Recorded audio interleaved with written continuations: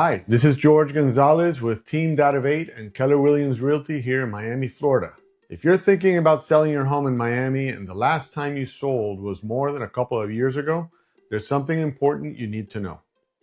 The way agent compensation is handled has changed. And if you heard back in 2024 that sellers no longer have to pay a buyer's agent, you may only have heard part of the story. Yes, the rules have changed.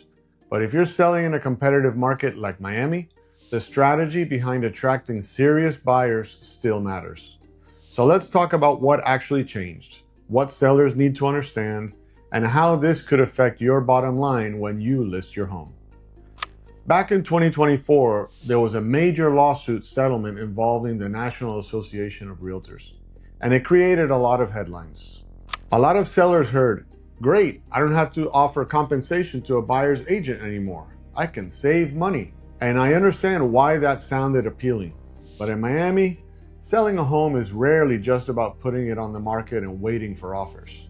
You're dealing with local buyers, out-of-state buyers, international buyers, investors, condo buyers, luxury buyers, and people comparing your property against a lot of other options. So the question is not just, can I avoid offering compensation? The better question is, what strategy gives me the best chance to attract the right buyers and net the most money? Because those are not always the same thing. So, number one, what actually changed for sellers? The biggest change is that buyer agent compensation is no longer advertised in the MLS the way it used to be. Before, if a seller was offering compensation to the buyer's agent, that information was typically included in the MLS listing. Now, that offer of compensation cannot be displayed there. But here's the part many sellers miss.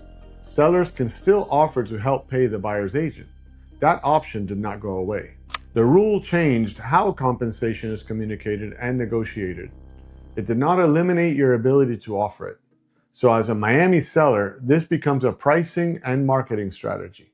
You can decide whether to offer buyer agent compensation up front, negotiate it as part of an offer, or take a different approach depending on your home, price point, neighborhood, and competition.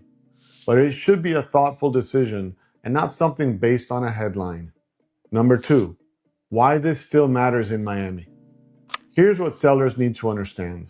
Miami buyers are already weighing a lot of costs: insurance, property taxes, condo fees, special assessments, interest rates, closing costs. All of these things can affect what a buyer can afford. So if a buyer also has to come up with additional money out of pocket to pay their own agent, that may change how they look at your listing. Some, in fact most buyers, may not have the extra cash available. Others may simply focus on homes where the seller is willing to help cover that cost. And in Miami, where buyers often compare multiple properties across neighborhoods like Brickell, Coral Gables, Coconut Grove, Miami Beach, Doral, Pinecrest, Kendall, and beyond, your listing needs to be as attractive and accessible as possible. If your home creates more financial friction for the buyer, you could end up with fewer showings, fewer offers, and less negotiating power. So while skipping buyer agent compensation may look like a savings up front, it could cost you more if it reduces your buyer pool. Number three, the right strategy depends on your property.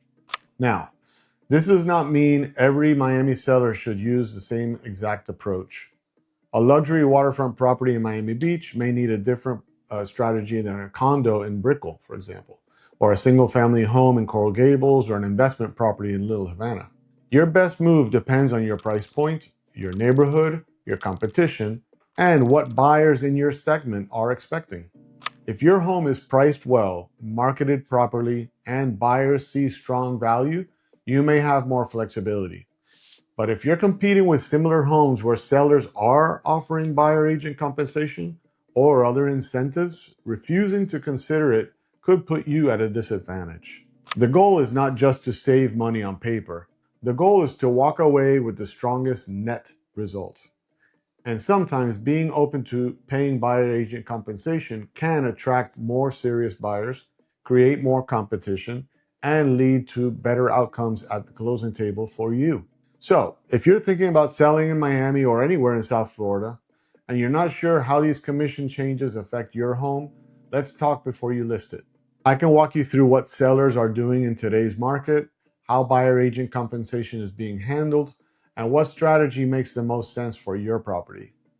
That way, you can make a smart decision based on your neighborhood, your price point, and your goals, and not just the headlines. So, give me a call. You know how to find me. Send me a message via text or email. I'd be happy to help you figure out the best strategy for selling your Miami home. Anyways, thanks again for watching my video. I hope this one was useful and informative. And until next time, bye bye.